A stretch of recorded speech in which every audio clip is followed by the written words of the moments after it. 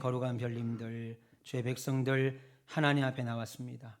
거저 돌아보지 마시고 말씀으로 찾아오시는 주님, 우리를 위로하시고 승리케 하시고 깨달음의 역사 있게 하여 주옵소서. 감사하며 예수님의 이름으로 기도합니다. 아멘. 할렐루야. 예, 반갑습니다. 오늘도 하나님 말씀으로 새로운 인생을 살기를 각오하고 이 시간에 다시 나오시는 사랑하는 성도 여러분, 반갑습니다. 지난 한 주간도 은혜 안에 평안하셨습니까? 예, 감사합니다. 오늘도 여전히 우리 하나님께서 주시는 봄날의 햇살이 비치는 복된 날입니다. 봄의 충만한 기운을 말씀을 통해서 받으시기를 축원합니다. 우리는 지난 3주간 계속해서 시편 23편을 통해서 인생의 여러 염려들과 결정 등으로 찾아오는 스트레스들, 그리고 미래에 대한 두려움으로 인한 고통을 우리 주님께 맡김으로 우리가 어쩔 수 없는, 우리가 어떻게 할 수 없는, 어찌할 수 없는 문제들을 해결하시는 참 목자 되신 하나님을 만나봤습니다. 그렇다면 오늘은 그 네 번째 시간으로 우리의 인생에서 음침한 골짜기를 만날 때, 저와 여러분의 인생을 사실 때 음침한 골짜기들을 만나게 될 터인데, 그때 하나님께서 우리를 또 어떻게 도우시는지 살펴보려고 합니다. 오늘 본문 4절의 말씀을 중심해서 음침한 골짜기, 인생의 음침한 골짜기를 주께 맡겨라 라고 하는 제목으로 시편 23편의 네 번째 연속 설교로 하나님 말씀을 전할 때 우리 주님께서, 위로의 주님께서 우리 인생 가운데 함께 하시어서 우리를 음침한 골짜기에서 벗어나 승리케 하시기를 주님의 이름으로 축원합니다. 이스라엘에 이런 속담이 있습니다. 해만 비추고 태풍이 일지 않으면 바다도 사막이 된다. 무슨 말이냐면 아무리 넓고 물이 많은 깊은 바다라 할지라도 따뜻한 햇살만 비치면 결국은 그 바다도 말라버려서 사막이 된다는 거예요. 여러분, 마찬가지로 인생을 사시면서 실패나 낙심, 절망 경험하고 싶지 않은데 경험하지 않게 되고 오히려 밝은 인생만 걸으면 좋아 보일지 몰라도 삶의 깊이나 성숙을 기대할 수 없지요. 아이러니한 일입니다. 그래서 우리나라 말에 젊어 고생은 사서도 한다는 말이 있습니다. 안 맞는 말이죠. 고생을 사서 한다는 거예요. 젊을 때 고생은 사서 한다. 무슨 말이겠어요? 고생이 곧 성공의 미천이 된다.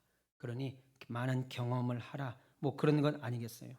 그래서 성숙한 사람이 되려면요, 좋은 시절도 겪어야 되고 나쁜 시절도 모두 경험해야 됩니다. 그래서 인생은 슬픔과 기쁨이 있어야 되고 성공과 실패가 있어야 되고 높은 정상도 있어야 되고 험한 계곡이 함께 존재하죠. 그러므로 여러분, 오늘 우리는 인생에서 사망의 음침한 골짜기를 지나게 될 때 하나님께서 우리를 어떤 방법으로 어떻게 도우시게 될지 오늘 본문 말씀을 통해서 두 가지로만 살펴보도록 하겠습니다. 여러분, 먼저 그것은 내가 사망의 골짜기를 통과할 때 선한 목자이신 하나님께서 나와 함께 하신다라고 하는 것을 믿는 겁니다.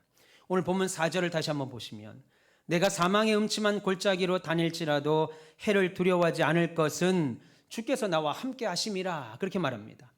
여러분, 그러면 인생에서 험한 골짜기를 만나실 때, 여러분들이 인생에서 험한 골짜기를 만날 때 우리가 어떻게 대응해야 하냐는 겁니다. 그 전에 먼저 우리가 반드시 기억해야 할 것이 있습니다. 여러분, 인생의 험한 골짜기를 만날 때 어떻게 대응해야 되느냐, 그 이전에 우리가 기억해야 될 것이 하나 있는데, 그것은 여러분의 인생에서, 저의 인생에서, 우리의 인생에서 반드시 사망의 음침한 골짜기를 만날 수 있다는 사실입니다. 우리가 기억해야 될 것, 우리 인생에서 반드시 사망의 음침한 골짜기를 만날 수 있다, 이 사실. 아니, 꼭 만나게 됩니다. 꼭 만나게 됩니다. 만나러 가는 말이 아니고 만나게 된다는 거예요. 반드시 만납니다. 그래서 인생 살 때 여러 골짜기들, 사망의 음침한 여러 골짜기들을 만나는 것은 언제라도 일어날 수 있는 일입니다. 그러므로 우리가 무엇을 해야 되냐면, 저와 여러분들이 국민학교 다닐 때, 저 때는 국민학교였는데 국민학교 다닐 시절 방학 때 선생님이 생활계획표를 짜라고 하죠. 그러면 주방에 가서 노란색 주전자 뚜껑을 갖고 옵니다. 그리고 도화지 위에 올려놓고 뚜껑을 동그랗게 그립니다. 저만 그랬습니까? 여러분들은 다 콤파스로 하셨나 보네. 저는 부엌에 가서 노란 주전 뚜껑을 하다가 동그랗게 긋고 자로 칸을 긋습니다. 그리고 이 시간부터 이 시간까지는 잠, 이 시간부터 이 시간까지는 TV 시청, 이 시간부터 이 시간까지는 운동, 아침밥, 점심밥, 정말 꼼꼼하게 짰습니다. 한 번도 그렇게 해본 적이 없어요. 6년을 그렇게 짰습니다. 몇 시부터 몇 시까지는 공부, 몇 시부터 몇 시까지는 운동, 몇 시부터 몇 시까지 잠. 24시간이 촘촘하게 짜져 있습니다.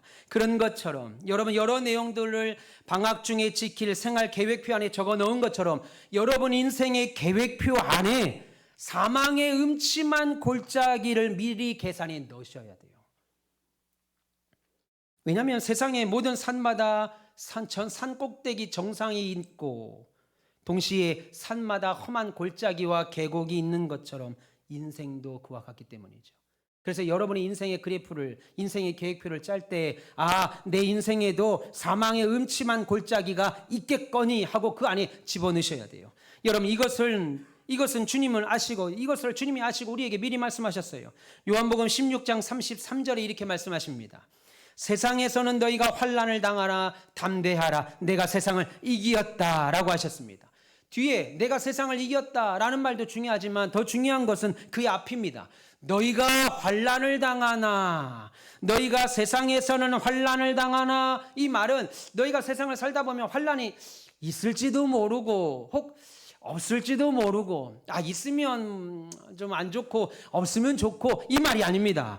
반드시 너희가 세상을 살 때 환난을 당할 터인데 환난도 있을 거고 환난이 또 어떤 사람은 없을 거고 이 말이 아닙니다. 누구나 예외 없이 너희들이 인생을 살면 반드시 환난을 당하는데 라고 하는 말씀입니다. 그러니까 여러분들이 인생을 살 때 세상을 살 때 뜻밖의 사망의 음침한 골짜기를 가게 되거나 만나게 되면 놀라지 말기 바랍니다. 놀라시면 안 돼요. 왜요? 말씀드렸죠. 우리 인생에는 반드시 사망의 골짜기가 있을 것이고 심지어 우리는 이런 인생의 골짜기를 만날 것, 언제 만날 것, 어떻게 만날 것, 어느 장소에서 만날 것 미리 예측할 수 없기 때문에 사망의 음침한 골짜기를 걷거나 만나게 되면 내 인생에도 이런 것이 있을 거라고 내가 생각했지 하고 받아들이라는 겁니다. 그게 인생의 고수죠. 하수는 뭐예요? 만나게 되면 허둥지둥 되는 겁니다. 여러분 저 어릴 때만 해도 중국의 그 영화 있잖아요. 무협 영화가 유행했었습니다. 무협 영화 보면 하수는 어때요? 상대방을 만나면 허둥댑니다. 난리를 칩니다. 막 온발에 막 온몸이 뛰어다니면서 무술을 합니다. 고수는 어떻습니까? 그냥 가만히 있죠. 결국 그가 이기죠. 여러분 하수와 고수 차이가 그겁니다. 인생을 살 때 하수들은 어려움이 찾아오면 이게 뭔 일이냐. 그러나 저와 여러분의 인생의 고수들, 그래서 여러분 예수 믿는 자는 어떤 사람입니까? 고상한 지식을 가진 자. 이루 말할 수 없는 고상한 지식. 성경이 말하죠. 저와 여러분들은 그리스도가 누구시고 천국이 있고 인간이 어디서 왔다 어디로 가고 인간의 끝은 반드시 사망이 있다는 것을 알고 있는 고상한 지식을 갖고 있는 자들. 그러니까 여러분의 인생을 살다가 골짜기를 만나게 되거든 두려워하지 말라, 놀라지 말라는 거예요. 우리가 좋아하는 사람들을 만날 때 시간과 만날 장소를 미리 정해서 약속하는 것처럼 내 인생의 사망의 골짜기를 만나는 것은 미리 약속해서 만날 수 없습니다. 내가 요때쯤 만나면 좋겠다. 내가 요때쯤 요 자리에서 요런 모습으로 좀 만났으면 좋겠다 할 수 없다는 거예요. 그래서 여러분 인생의 골짜기는 사망의 음침한 골짜기는 언제나 예기치 않은 순간에 만나게 됩니다. 내가 오라고 한 적이 없어요. 내가 만나자고 한 적도 없는데 어느 순간 나에게 불쑥불쑥 찾아옵니다. 그래서 거기에 내가 그런 문제를 만나 사망의 골짜기에서 헤맬 시간적, 물질적 여유가 없어요. 준비도 안 된 시기에 막 들이닥칩니다. 여러분 우리가 자동차를 운영하다 보면은 고장이 날 때가 있지요. 그런데 어느 때는 그 고장이 적절한 시기에만 생기지 않습니다. 내가 한가하고 오늘은 좀 시간이 많은데 자동차가 오늘 망가집니다. 그래 차 고치러 가자. 아니라는 거예요. 아무 때나 일어납니다. 어느 때는 꼭 지금 차를 써야 되는 아주 바쁘거나 아니면 이른 아침이나 이른 늦은 밤이나 춥고 비가 오는 날씨도 좋지 않은 불편한 시간에 생기기도 합니다. 그래서 여러분, 우리가 인생에서 낙담하는 시기, 인생의 음침한 골짜기를 지나는 시간을 우리가 미리 알 수만 있다면 그는 인생에서, 이 세상 역사에서 위대한 사람이 될 겁니다. 그러나 말씀드린 대로, 우리가 지난주 말씀드린 대로 우리는 절대 우리의 미래를 알 수 없습니다. 왜요? 하나님이 우리의 미래를 막아놓으셨다고 그랬습니다. 우리의 미래를 막아놓으신 이유는 뭐예요? 하나님을 의지하도록 인생을 지었기에 하나님 우리의 미래를 감추어 두셨습니다. 그래서 감추어 두신 것은 감추어 주신 대로 하나님이 하게 내버려 두고 우리는 하루하루 하나님 앞에 신실하게 믿음으로 살아가기만 하면 되는 거예요. 또한 사망의 음침한 골짜기는 여러 곳에서 동시다발적으로 찾아오기도 합니다. 여러분, 실제 인생을 살다 보면 인생에는 환란이 있어요. 건강검진, 정기적으로 하는 건강검진 하다가 발견한 결과가 우리를 불안의 골짜기로 밀어넣습니다. 어제까지만 해도 아무 문제 없었는데 건강검진 결과 나오니까 우리를 인생의 골짜기로 밀어넣어요. 물질의 어려움 느닷없이 찾아와요. 믿었던 사람에게 실망하고 배신합니다. 사업의 실패에 음침한 골짜기 있습니다. 그리고 고통스러운 사고, 질병, 심지어 죽음으로 인한 슬픔의 골짜기도 우리 인생 가운데 있습니다. 여러분, 이런 일들은 모든 인생의 한 부분이라고 성경은 말합니다. 인생을 살 때 찾아오는 한 부분이다. 신앙이 있는 우리들이라고 예외 아닙니다. 예수 믿는 저와 여러분들이라고 이런 사건 사고에서 예외가 될 수 없습니다. 그러면 우리는 보험이 필요 없죠. 여러분들 보험 들잖아요. 몇 개씩 들고 있죠. 예. 여러분 가운데 아무도 음침한 골짜기를 만나는 일로부터 면제된 사람은 없습니다. 그것은 목사인 저도 마찬가지입니다. 저에게도 어려움이 찾아오고 사망의 음침한 골짜기를 걸어갈 때가 있습니다. 사람마다 문제를 만나요. 인생 살면서 문제없이 사는 사람 아무도 없죠. 여러분, 좋은 사람이든 나쁜 사람이든 상관없이 험하고 음침한 사망의 골짜기를 만납니다. 여러분, 혹시라도 사람들이 어려움과 고통, 절망과 문제를 당하면 그것은 그 사람들이 여러분 가운데 절망과 고통과 사건과 사고와 병을 만나면 그건 여러분들이 나쁜 사람이어서가 아니라 단지 인간이기 때문에 그렇습니다. 골짜기는 나쁜 사람의 길에만 기다리고 있는 것이 아니에요. 착한 사람의 길에도 험한 골짜기는 있습니다. 선악을 떠나서, 그가 나쁘냐 좋으냐를 떠나서 먼저 우리들이 인간이기에, 인생이기에 우리들에게도 공평하게 찾아옵니다. 어느 때는 오히려 우리의 생각과는 반대로 악한 사람들에게는 좋은 일이 일어나기도 해요. 반대로 착한 사람들에게 나쁜 일이 닥치기도 한다고 성경은 말씀합니다. 그러니까 여러분 꼭 기억하십시오. 앞으로 장로님들이나 성도들 가운데 큰 사고를 당하거나 혹은 권사님들이나 집사님들 중에 중병을 걸리더라도 그것 두고 우리는 쑥덕대서는 안 됩니다. 아니, 신앙이 그렇게 좋은데 왜 그런 못된 병에 걸렸대? 아니, 교회 봉사나 헌금은 그렇게 하는데 왜 그런 사고를 당한 거야? 아니, 교회를 그렇게 사랑하는데 어디서 그런 사기를 당했대? 제가 예전에 섬기던 교회에서 큰 사고를 당하신 집사님 신방을 갔습니다. 목사님께서 교육자 저를 부르시고 권사님들 몇 분 데리고 신방을 갔다 오라서 병원에 갔습니다. 근데 권사님들이 그 집사님 다친 것에 대해서 큰 사고가 났어요. 트럭을 운전하신 분이었는데 마음이 아프니까 병실을 열고 들어가면서 하는 말이, 아이고 집사님 도대체 뭔 죄를 졌길래 이렇게 큰 병을 사고가 났어? 이러고 들어가더라고요. 설교를 할 수가 없었어요. 아니, 무슨 죄를 졌길래 이런 사고가 난 거야? 누워있는 사람이 더 죽으라는 거죠. 여러분, 이렇게 말하면요, 여러분들은 다 욥의 세 친구와 같이 됩니다. 욥의 세 친구가 나옵니다. 욥기에 보시면 엘리바스, 빌닷, 소발이죠. 그들은 당대에 지혜로운 사람이었습니다. 여러분, 욥기를 잘 읽어보시면 그들이 얼마나 지혜로운 사람인가, 얼마나 현자인가 알 수 있습니다. 말 자체로는 흠잡을 것이 없는 교훈들입니다. 그 세 명이 욥에게 한 말은 말 자체로는 흠잡을 길이 없습니다. 대표적인 것이 이것이죠. 네 시작은 미약하나 내 후는 창대하리라. 하나님께서 그 말 자체는 문제가 없는데 그 말을 하게 된 배경을 보고 그 말이 잘못됐다라고 말씀하십니다. 여러분, 왜 그들이 하나님 앞에 정죄당했고 책망하셨을까요? 그들을 왜 그랬을까요? 그 세 친구들은 하나님을 인과응보로만 봤기 때문입니다. 한마디로 고난의 원인은 죄로 오는 거니까, 고난의 원인은 죄의 심판으로 오는 거니까, 야, 너 욥, 네가 이렇게 고난당하는 거 보니까, 야, 이렇게 병들은 거 보니까, 사건 사고를 당한 거 보니까, 야, 너는 죄인인 것 같다, 이 말입니다. 하나님은 그 생각을 책망하셨어요. 왜요? 하나님은 인과응보에 갇혀 계시는 하나님이 아니기 때문이에요. 인과응보가 뭐예요? 한마디로 이유가 있으니까 잘 되는 것이고 이유가 있으니까 망하는 거 아니냐 이 말입니다. 야, 저 사람 망했어. 야, 이유가 있으니까 망했지. 야, 저 사람 잘 돼. 야, 이유가 있으니까 잘 되겠지 라고 말하는 거죠. 물론 하나님은 때에 따라서 인과응보를 사용하십니다. 그러나 인과응보 안에 갇혀 계시는 하나님은 아니라는 거예요. 그것은 세상이 하는 말이죠. 야, 저가 출세하는 거 봐라. 야, 뭔가 좀 있으니까 출세해야지. 뭔가 능력이 있고 뭔가 생각이 다르고 뛰어나니까 출세해야지. 그냥 되겠냐? 야, 저 사람 망한 거 봐라. 야, 뭔가 있으니까 저렇게 저런 꼴을 당하지. 그렇게 말하는 건 세상이죠. 세상의 생각들입니다. 욥을 보세요. 여러분, 왜 동방의 의인이었던 욥이 10명이나 되는 자녀들이 한순간에 죽었습니까? 그 많은 재산 한순간에 다 잃어버렸습니까? 심지어 사랑하는 아내가 떠나는 이런 상상할 수 없는 고난을 당하게 된 겁니까? 바로 성경이 뭐라고 그래요? 그의 죄 때문이다 라고 말합니까? 아니죠. 바로 사단의 시험 때문이었다라고 말하고 있습니다. 요셉도 보세요. 요셉이 죄를 지어서 애굽에 팔려갔습니까? 성경은 이스라엘을 구원하기 위하여 요셉을 먼저 애굽으로 보냈다라고 말씀하고 있습니다. 야곱 보세요.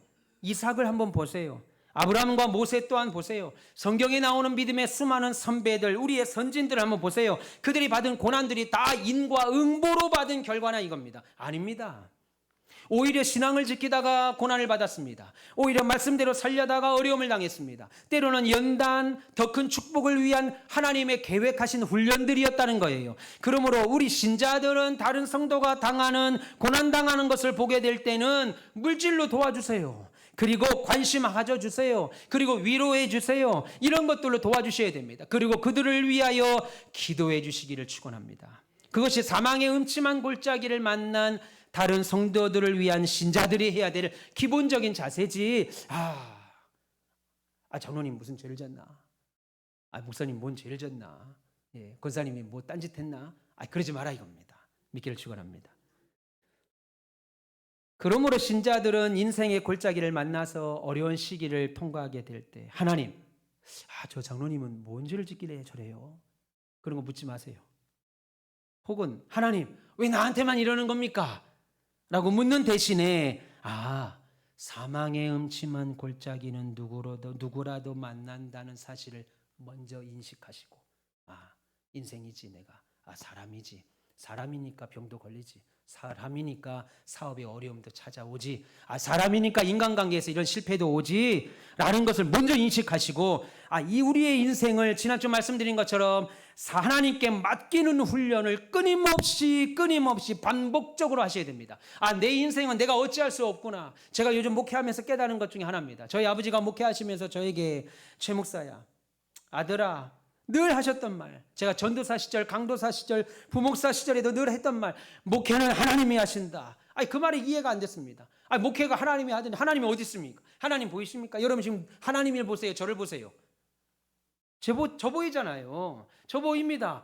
제가 아버지 밑에서 함께 살고 교회에서 사역할 때 우리 아버지가 먼저 보이고 아버지가 제일 먼저 일어나서 새벽불, 교회불도 켜고 차량 운행도 하시고 여러 가지 교회를 하시는데 무슨 하나님이 목회를 합니까?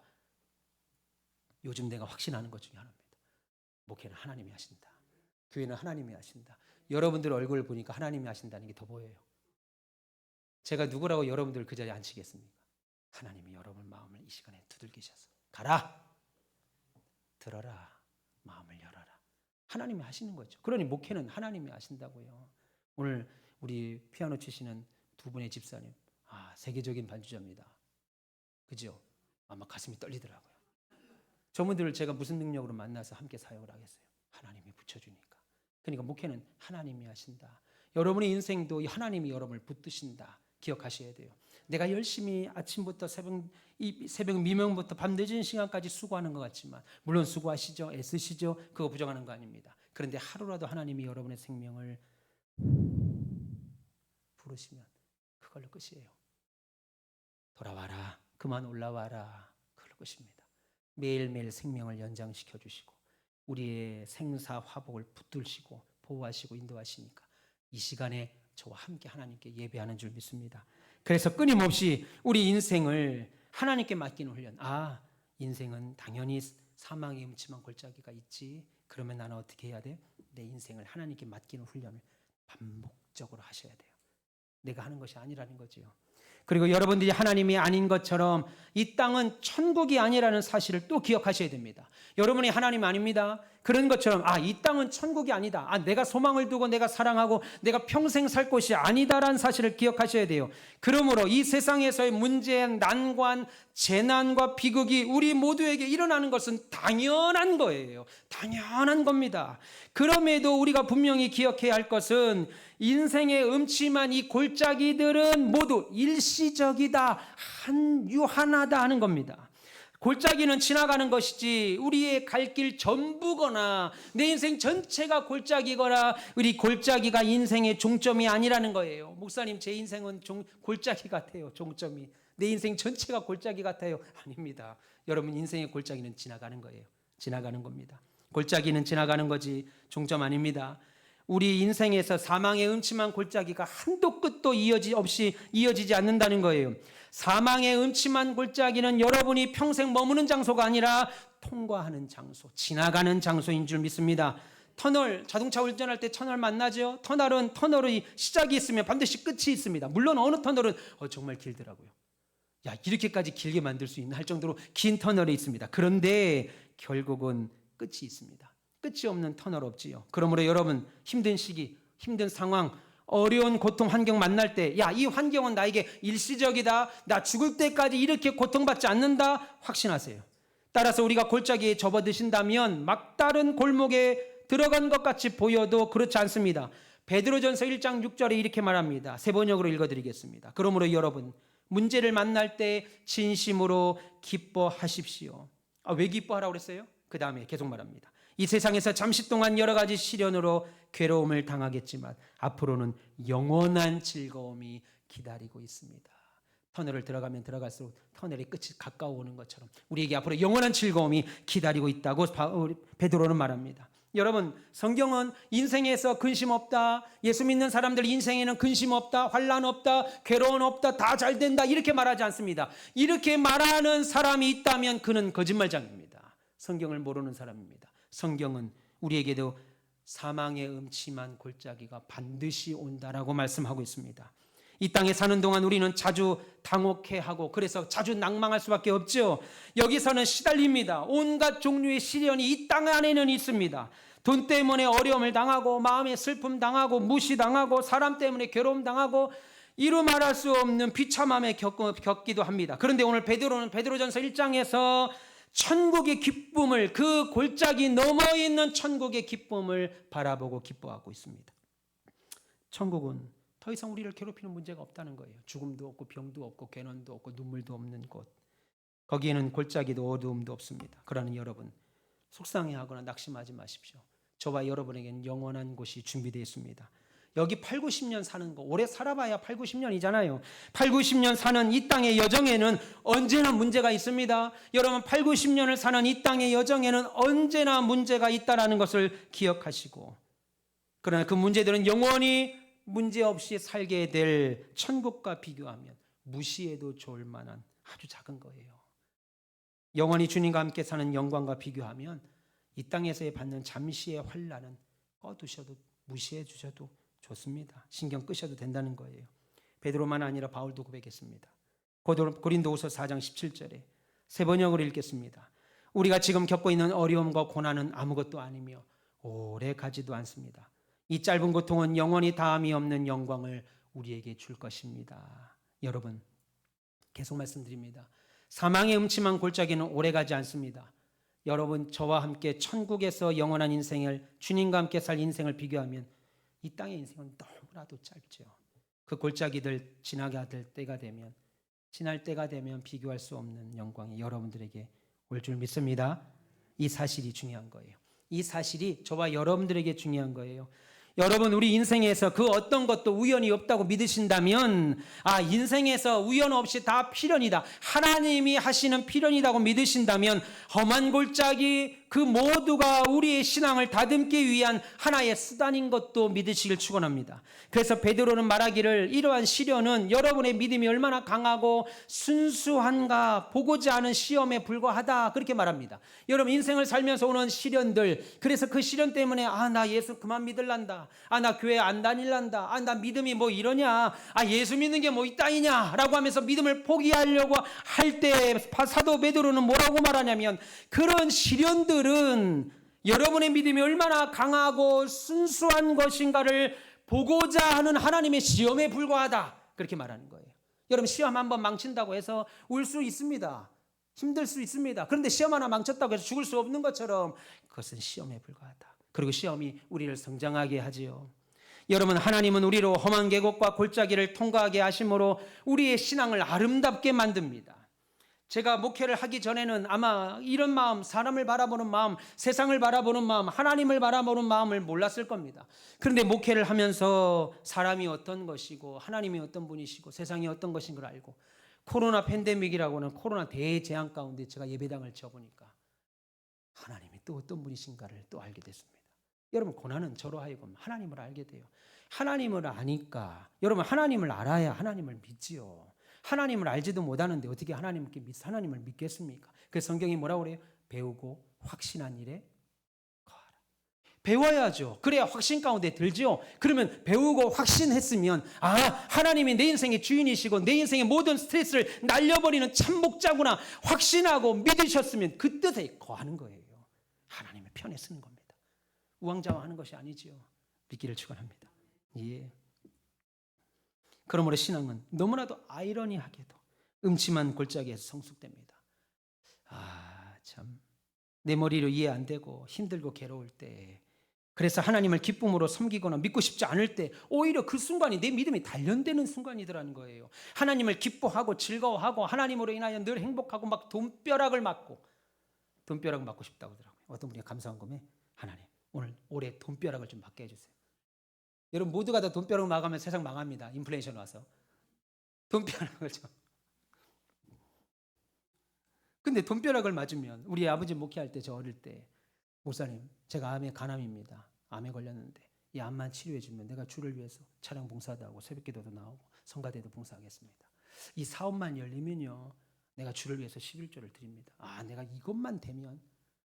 그분들 하나도 없어요. 지금 한 분도 없습니다. 나았는데 안 보이고요, 사업이 잘 되는데 안 보이고, 자녀 대학 붙었는데 안 보여요. 그 뒤로부터. 여러분, 우리가 예수 믿는 목적이 거기 있지 않기 때문에 그랬습니다. 우리가 예수 믿는 목적은, 여러분, 코로나 안 걸리려고 예수 믿습니까? 아니잖아요. 병 안 걸리려고 믿습니까? 아니잖아요. 자녀 대학 잘 가기 위해서 믿습니까? 아니잖아요. 근데 그것이 목적이 되면, 그것이 이루어지면 괴달 이유들이 없어집니다. 오히려 사망의 음침한 골짜기가 나의 믿음이 단련되는 장소고, 나의 믿음을 그리스도께 보여주는, 풍랑이 왔습니다. 제자들이 배에서 죽을 때가 됐어. 막 풍랑이 와서 배가 파손될 것 같으니까 제자들이 막 두려웠답니다. 예수님이 뭐라고 그래요? 너희 믿음이 어디에 있느냐? 너희 믿음이 어디에 있느냐? 좋은 날씨에 있었느냐? 너희 믿음이 좋은 파도에 있었느냐? 너희 믿음이 좋은 배에 있었느냐? 너희 믿음이 도대체 어디에 있었느냐? 근거가, 우리의 믿음이 근거가 그리스도께 있다면 풍랑과 바람과 파도가 배가 침몰될 거라도 하나님이 나와 함께 하시고 주님이 계시면 우리는 안전하다. 그 믿음이 없으니까 너희 믿음이 어디에 근거하고 있느냐? 주님이 책망하셨죠. 여러분, 하나님께서는 거기 음침한 골짜기에서 우리를 다듬어 가실 겁니다. 여러분, 우리의 삶에 아무것도 우연히 일어나는 것 없습니다. 이 시간 나오신 것도 하나님의 작정과 필연 가운데 이 시간 나오신 거예요. 어쩌다 보니까 저희 가온빛교회가 있는데 한번 가볼까? 아닙니다. 성경은 참새 한 마리가 땅에 떨어지는 것도 하나님의 뜻 가운데 이루어지는 거라고 말씀하셨습니다. 오히려 인생의 골짜기마다 목적과 이유가 있습니다. 하나님께서는 목적이 있어서 여러분들을 오늘도 사망의 음침한 골짜기로 부르신다고요. 목사를 부르고 장로님들을 부르고 권사님들을 부르고 집사님들을 막 불러요. 목적이 있어서 여러분 이 말씀에 위로받으시고 믿기를 축원합니다. 그러면 인생에서 반드시 사망의 음침한 골짜기가 있을 것이다, 나는 만날 것이다 라고 하는 것을 우리가 알았다면, 두 번째로, 그러면 우리가 그 사망의 음침한 골짜기를 만나게 될 때 어떻게 행동해야 하는 거냐는 거예요. 아, 사망의 음침한 골짜기가 있다라는 것을 아셨습니다. 그러면 그 음침한 골짜기를 만날 때 우리는 어떻게 행동해야 되느냐? 오늘 본문 어떻게 반응해야 되느냐? 본문 4절 하반부에는 우리에게 이렇게 말씀합니다. 피해와 손해를 두려워하지 않을 것은, 피해와 손해를 두려워하지 않을 것은 주께서 나와 함께 하심이라. 주의 지팡이와 막대기가 나를 안위하시나이다 라고 했습니다. 여러분, 지금 어떤 반응을 하라고 말씀합니까? 사망의 음침한 골짜기를 우리 집사님들이 만났습니다. 그럼 성경은 그러면 그럴 때 어떤 반응을 하라고 말씀하시는 거예요? 그것은 내게 어떤 일이 생기더라도 낙심하기를 의도적으로 거부하라 이겁니다. 의도적으로. 험한 골짜기를 만났습니다. 그러면 사람은 낙심할 수밖에 없습니다. 속상할 수밖에 없습니다. 코가 이만큼 빠져서 주저앉을 수밖에 없습니다. 그런데 성경은 뭐라고 말하냐면 그런 일을 만나면 의도적으로 낙심하기를 거부하라 이겁니다. 그게 신자만 할 수 있는 거라는 거예요. 오늘 본문 말씀대로 우리가 하자면 손해를 피해를 두려워하지 마라 아니하리라 결심하시고 스스로에게 선포하십시오. 조금 전에 반드시 신앙인에게도 신자들에게도 사망의 음침한 골짜기를 통과한다고 말씀드렸습니다.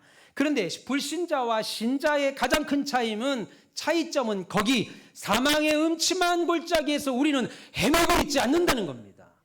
사망의 음침한 골짜기에서 헤매고 있지 않는다. 오히려 사망의 음침한 골짜기에서라도 차분하게 나를 이끄시는 이가 하나님이시고 내 목자가 하나님이시고 하나님이 분명히 인생에는 사망의 음침한 골짜기가 있다고 하셨지?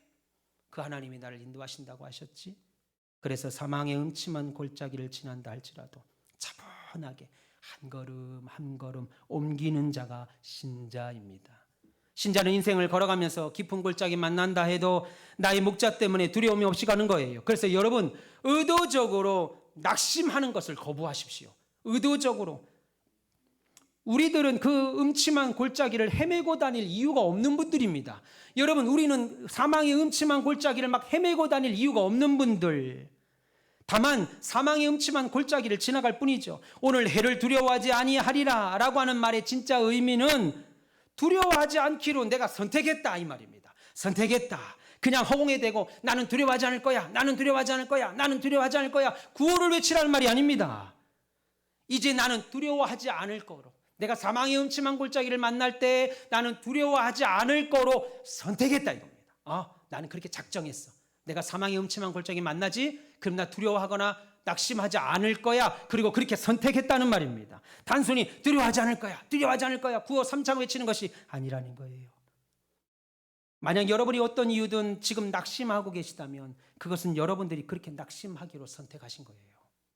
내가 낙심하는 쪽으로 결정한 겁니다. 내가 낙심하는 쪽으로 서 있기로 작정한 거예요. 여러분, 그 상황을 부정적으로 보기로 여러분들이 선택하신 거예요. 그러나 반대편으로 선택할 수 있다는 것도 기억하십시오. 내가 낙심하기로 선택했다면 반대로 낙심하지 않은 쪽으로 선택할 수 있다는 것도 기억하셔야 돼요.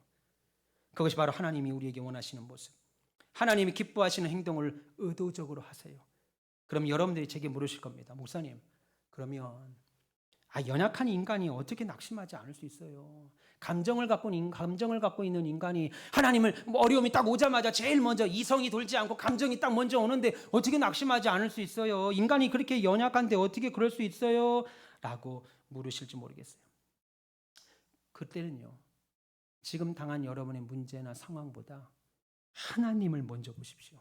하나님을 보세요. 하나님을 바라보려고 궁극적으로 선택하십시오. 여러분 신명기 보시면 12명의 정탐꾼이 갔습니다. 정탐하고 돌아왔습니다. 똑같은 걸 봤습니다. 10명이 부정적인 말했습니다. 우린 들어갈 수 없다. 하나님이 아무리 그 땅을 우리에게 준다고 하더라도 땅은 좋아. 젖과 꿀이 흐르는 땅이고 크고 광대한 땅이야. 축복의 땅이야. 땅은 너무너무 좋아. 그 땅에서 가져온 과일들을 보여주면서 이렇게 좋은 땅이야. 그런데 문제가 있어. 못 들어가. 왜? 거긴 네피림이라고 하는 장수들이 살아. 우리는 못 들어가. 그들에 비하면 우리는 뭐라고 그래요? 메뚜기와 같다. 못 들어간다. 10명이 그럽니다. 그러니까 그 말을 들은 이스라엘 백성들이 통곡하고 옷을 찢고 울면서 이럴 줄 알았다고. 이럴 바에는 왜 우리를 데려 나왔냐고 막 울니다. 그래서 여호수아 갈렙 딱 2명만 똑같이 일어나서 아니다. 우리는 들어갈 수 없다. 그들은 우리의 밥이다. 그렇게 말합니다. 미쳤죠? 정신 나간 겁니까? 여호수아 갈렙은 딴 거 보고 온 거예요? 아닙니다. 똑같은 거 봤습니다. 여러분 성경은요 10명의 정탐꾼이 잘못 봤다고 말하고 있지 않습니다. 뭐라고 말해요? 하나님이 주신 땅을 뭐라고 그랬습니까? 악평했다. 하나님이 주신 땅을 악평했다고 말합니다. 잘못 봤다. 여호수아와 갈렙이 잘못 봤다. 생각해 보세요. 야, 이래도 죽고 저래도 죽는 거, 들어가도 죽고 여기 있어도 죽는 거, 말이라도 한번 폼나게 하고 죽자 해서 여호수아와 갈렙이 갈 수 있다, 가자 한 겁니까? 아닙니다. 아닙니다. 절대 아닙니다. 여호수아와 갈렙도 10명의 정탐꾼과 똑같은 걸 봤습니다. 인간으로 못 들어가요. 근데 성경은 뭐라고 그럽니까? 여호수아와 갈렙은 뭐라고 그랬어요? 10명의 정탐꾼들은 하나님 자신과 그 문제를 바라봤지요. 자신하고 비교하니까 안 된다 이겁니다. 그런데 여호수아와 갈렙은 그 문제, 내 비림이라고 하는 문제와 누구와 비교했습니까? 내가 아니고 하나님과 비교를 하니까 그들은 밥이다 이겁니다. 할렐루야. 그러니 들어가죠. 그러니 믿음의 말을 하죠. 그들이 요즘 말로 용서하세요. 객기를 부려가지고 야, 이왕에 이렇게 된 거 죽기라도 하는 거 역사의 후세에 이름이라도 남기자. 좋은 말이라도 하고 죽자. 들어간다. 아닙니다. 똑같이 이성을 갖고 있는 눈으로 그 문제와 나머지 10명은 자신들을 비교하니까 우리는 오합지졸인데 못 들어간다 이겁니다. 그런데 그들과 하나님을 비교하니까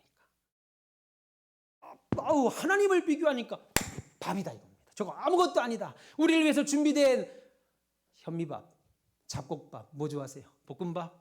밥이다 이겁니다. 그럼 먹으면 된다 이겁니다. 참, 아멘은 한 분 하시고 다른 분들은 아멘 안 하시잖아요. 거기 있는 사람들도 다 그랬습니다. 그 말을 하니까 여호수아와 갈렙님 맞습니다 하지 않고 뭐예요? 돌을 들었습니다. 저게 어디서 거짓말을.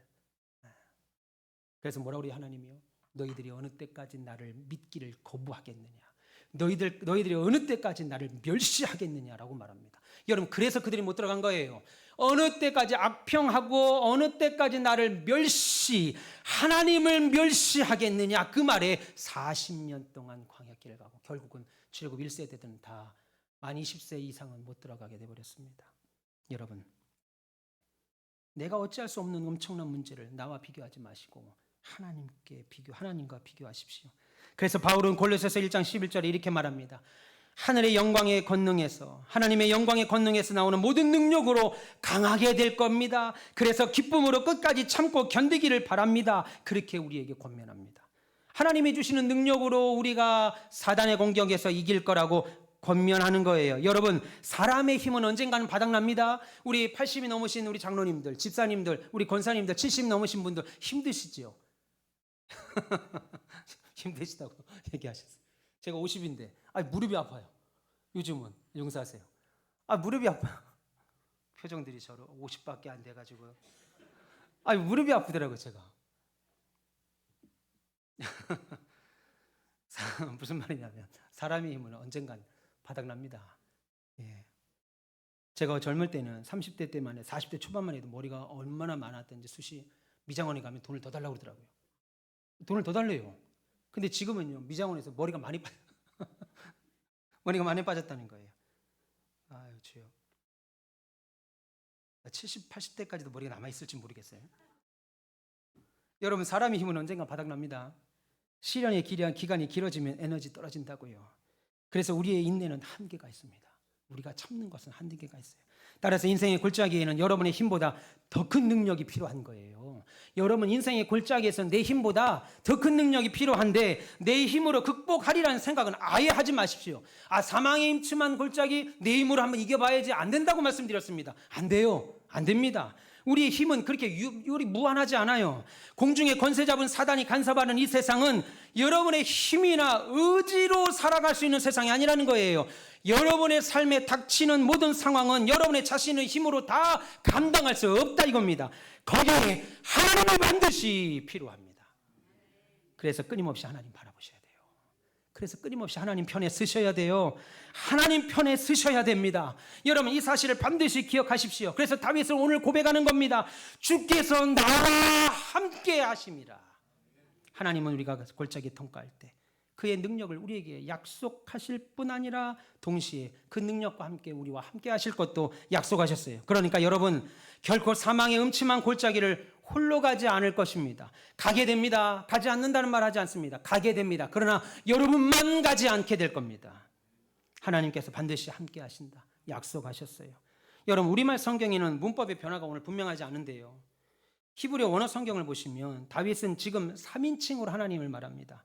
그러다가 오늘 본문인 4절에 와서는 2인칭으로 바꿉니다. 제가 대학원 다닐 때 조교였는데, 히브리어도 조교였는데, 원어 성경을 보니까 다시 말하면 이겁니다.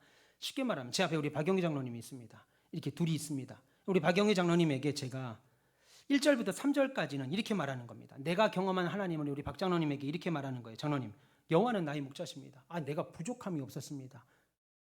그가 내용을 소생시켰고 자기 이름을 위하여 나를 의의 길로 인도하신 분이 하나님입니다. 이렇게 3절까지는 2인칭으로 내가 장로님에게 직접적으로 가르치다가 오늘 4절에 와서는 그 말을 딱 멈추고요, 내가 장로님을 바라보는 것이 아니고 하나님을 바라보면서 내 뒤에 계시는 하나님 쪽으로 내 몸을 틀고 그 하나님께 뭐라고 말하는 거냐면, 하나님 맞지요? 나와 함께 하시지요? 하나님 지금 나와 함께 하시지요? 하나님, 그래서 저는 하나님의 지팡이와 막대기가 나를 보호하고 인도하실 것을 나는 믿습니다. 하나님, 이렇게 하나님께 말하는 거예요. 우리 한글 성경은 이것이 한글로 번역되면서 1절부터 4절이 그냥 쭉 혼자 이야기하는 독백처럼 나오는데 1절부터 3절까지는 내 신앙을, 내가 경험한 하나님을 우리 장로님에게 말하는 거라면, 4절에 와서 느닷없이 하나님 쪽을 바라보면서 하나님 맞지요? 하나님은 내 목자 맞지요? 하나님의 지팡이와 막대기가 내가 어딜 가든 나를 안위하고 보호하시는 하나님 맞지요? 나는 믿습니다. 하나님. 지금 이 하나님께 말하는 겁니다. 제가 원어 성경을 보다가 이런 다윗의 모습에 눈물이 났습니다. 여러분, 우리가 세상 바라보면 실망하고 자신 바라보면 낙심하지만 주님 바라보면 얼마든지 힘을 얻을 수 있습니다. 이사야가 뭐라 그럽니까? 여호와를 앙망하라. 이 앙망하라는 말은요, 그냥 한번 볼까? 여러분들이 오며 가며 우리 가은빛교회 건물을 보시면서 한번 볼까? 저렇게 졌구나. 이렇게 보는 것이 아니고, 앙망은요, 히브리어 원뜻은 눈이 쉬는 겁니다. 아우 시려. 어떻게 어릴 때 쉬어요? 눈 깜빡이지 않고 뭔가를 아주 집중적으로 볼 때, 아주 그냥 눈을 깜빡거리지 않고 집중적으로 볼 때 어느 순간 눈이 시리죠. 그렇게 하나님을 보라는 거예요. 하나님을 그렇게 쳐다보라는 겁니다. 하나님을 사모하는, 사랑하는 처럼 바라보듯이 그렇게 보라는 겁니다. 여러분들이 흥황해지고 무너지는 것은 다 무엇을 바라보느냐에 걸려 있습니다. 문제를 바라보면, 문제에 빠져들면 우리의 삶이 날마다 초라해집니다. 그러나 하나님 바라보십시오. 하나님 바라보시면 하나님이 여러분들을 세우게 될 줄 믿습니다. 여러분, 골짜기를 지날 때 내 눈이 시리도록 빛 대신 주님 바라보시기 바랍니다. 그래서 시편 34편 19절에 의인은 고난이 많으나 하나님께서 그 모든 고난에서 그 의인들을 건지신다라고 우리에게 약속합니다. 여러분을 건지실 겁니다. 흔들리지 마십시오. 예수 믿는 사람들도 실망하고 병들기도 하고 고난도 받고 경제적인 어려움도 당하고 사랑하는 사람도 잃고 아내와 남편을, 부모를 먼저 떠나보내기도 합니다. 그러나 신자들도 세상 사람들처럼, 불신자처럼 골짜기를 건넙니다. 그러나 큰 차이가 있지요. 신자나 불신자나 사망의 음침한 골짜기를 다 건너지만 큰 차이 뭐예요? 신자에게는 골짜기가 없다는 것이 아니라 그 동일한 골짜기를 통과하지만 우리를 인도하시는 목자가 계시다는 겁니다. 그래서 마지막 날 분명히 왜 하나님께서 우리들에게 그때 골짜기를 걷게 하셨는지 분명히 알게 될 겁니다. 지금은 잘 모르겠어요. 저로 하여금 왜 코로나 시대에 예배당을 짓게 했는지 힘들었습니다. 코로나 때 정말 힘들었습니다. 그런데 하나님이 왜 제게 믿음 주셔서 이를 감당하게 하셨는지. 저는 아버지가 목사였어요. 그래서 한평생 목사로 산다는 게 너무 힘이 들었습니다. 경제적으로도 힘들었고 먹는 것도 힘들었고 사는 것도 다 힘들었고, 목사 아들로서 그냥 국민학교 초등학교 다닐 때부터 새벽기도를 쌌어요. 그냥 싼 거예요. 쌀 사람이 없으니까 일어나라 가자. 그래서 쌌습니다. 국민학교 4학년 때부터 그냥 새벽기도를 쌌어요. 수요일날, 금요일날, 주일방. 지금이야 세월이 좋아져가지고 주일 낮 예배 한 번밖에 안 드리지만 저 국민학교 다닐 때, 중학교 다닐 때만 해도요, 하루에 7번까지도 예배 드렸습니다. 새벽기도 드려, 주일학교 예배 교사로 드려, 성가대 연습해, 온 낮 예배 드려, 주일학교 오후 예배 드려, 저녁 예배 드려, 성가대 예배 연습도 해. 주일이 더 힘들어요. 주일날만 좀 쉬어야 되는데 새벽 7시, 6시에 교회 나가면 아니다. 새벽 5시에, 지금이야 좋아져가지고 5시 반, 6시에 새벽기도죠. 저 어릴 때는 새벽기도가 4시였어요. 여름엔 4시, 겨울엔 4시 반. 종도 칩니다. 그때는 막 차인벨도 울리고. 그때 새벽기도 쌓고 주일날 일어나면요, 우리 교회는 참 좋아진 교회예요. 주일날 새벽기도 안 하니까. 그때는 주일날 새벽기도 하면 밤 집에 가면 11시예요. 아침 5시에 나와가지고 밤에 11시, 그것도 고등학생 아이를, 중학생 아이를. 그러니 제가 목사가 되고 싶었겠어요? 안 되고 싶었겠어요? 근데 지금 제가 여기 있잖아요. 이해 안 되면 내가 반드시 하나님께 물어볼 겁니다. 왜 나는 정말 되고 싶은 게 따로 있었어요. 방송국 PD가 되고 싶었어요. 제 꿈은 방송국 PD였습니다. 그런데 왜 나를 하여금 목사가 되게 했는지. 아이고, 감사합니다. 살아가는 가운데서 별린 여러분, 알 수 없는 것이 인생입니다. 다 이해할 수 없어요. 탈무드에 이런 이야기가 있습니다. 어부가 있었습니다. 그 어부가 아들 둘과 함께 화창한 날에 물고기를 잡으러 갔습니다. 그런데 갑자기 날씨가 바뀌어졌습니다. 비가 옵니다. 바람이 붑니다. 풍랑이 옵니다. 길을 잃어버렸어요. 더 이상 이제 바다에 다 빠져 죽겠구나 했는데 큰아들이 말합니다. 아버지, 저기 등대가 있습니다. 저 끝에. 근데 저 끝에 보니까 등대가 빛을 비추고 있습니다. 절로 가자. 그래서 정말 죽을 힘을 다해서 삼부자가 결국 헤어쳐 갔습니다. 그런데 아내가 나와 있는 거예요. 아내가 내가 언제 올 줄 알고 나와 있습니다. 여보 서로 여보 하는 거죠. 우리 죽을 뻔했습니다. 죽다 살았습니다. 여보, 어떻게 미안해요. 내가 당신 올 줄 알고 음식을 준비다 집을 다 태워버렸어요. 그러니까 아들이 본 등대가 내 집이 타고 있었던 거예요. 여러분, 그때 집이 안 탔으면 이해 안 되셔요? 그때 집이 안 탔으면 내 남편과 내 아들 다 죽는 겁니다. 아내는 아내대로 내가 왜 이때 집이 탔는지 모른다 이겁니다. 예. 남편은 남편대로 왜 이때 바다에 갔는지 모릅니다. 몰라요. 그 뒤로 어떻게 했겠어요? 부부가 더 마음이 금실이 더 좋아졌고 자녀들은 부모서 사랑하고 했겠지요. 잘 살았을 겁니다. 탈무드에서 무슨 얘기냐면, 인생이 끝까지 살아봐야 안다. 그래서 하나님이 인도하시는 길을 미리 판단하지 말아야 됩니다. 왜요? 아직도 우리 교회를 향하신 하나님의 계획이 다 이루어지지 않았습니다. 그러니까 여러분, 눈에 보이는 것으로 판단하시면 안 되고, 우리 가운빛교회도 여러분의 인생도 저도 여러분의 가정도 하나님이 다 끝내지 않았습니다. 그러니까 앞으로 어떻게 바뀔지 모르기에. 저 보세요. 여러분들 만날 줄 생각도 못했습니다. 여러분 이 중에 계신 분들은 저하고 피를 나눈 형제도 없어요. 같은 고향도 없습니다. 동양 사람도 아니에요. 학교도 같지 않아요. 근데 이 자리에 나와서 하나님 말씀을 듣고 계시잖아요. 하나님이 우리 인생 계속하여 이끌어 가실 줄 믿습니다. 기억하십시오. 사망의 음침한 골짜기를 반드시 여러분 인생에 있다는 거 기억하시고, 그때 힘들어하거나 어찌할 바 모르는 것이 아니라 하나님을 바라보시고 하나님 편에 서시기를 축원합니다. 그것이 오늘 4절이 우리에게 하시는 말씀 기억하시면서 오늘도 승리하시는 저와 여러분 되시기를 주님의 이름으로 축원합니다. 기도하겠습니다. 하나님, 감사합니다. 하나님께서는 참 신앙인이 결국 어떻게 될지 다 알고 계십니다. 그러나 우리는 모릅니다. 하나님께서 우리 장로님들을, 집사님들을, 권사님들을, 저를 어떻게 될지 다 알고 계십니다. 그러나 우리는 다 알지 못합니다. 모든 문제, 어려움